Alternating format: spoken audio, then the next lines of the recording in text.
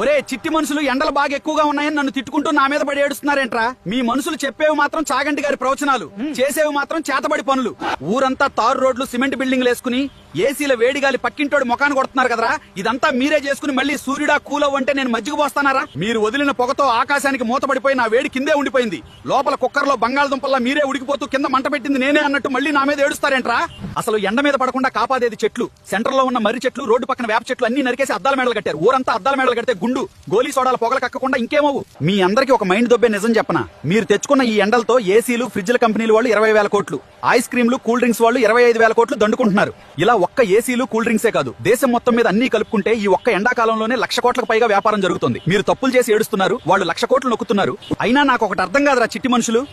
ప్రకృతిని నాశనం చేసి మీరు చేసే తప్పుల్ని క్యాష్ చేసుకుని ఇంకోటి బిజినెస్ పేరుతో మీ జేబులు కొల్లగొడుతున్నాడు. 10 రూపాయల మొక్కకి కక్కుర్తిపడి ఏసీలకి, కరెంటు బిల్లులకి వేలు తగలేస్తున్నారు. ఫ్రీగా వచ్చే గాలిని వదిలేసి ఈఎంఐ కట్టే మీ లాజిక్ తగలయ్యా. తరువాత నన్ను తిట్టడం ఎందుకురా? సరే మరి నాకు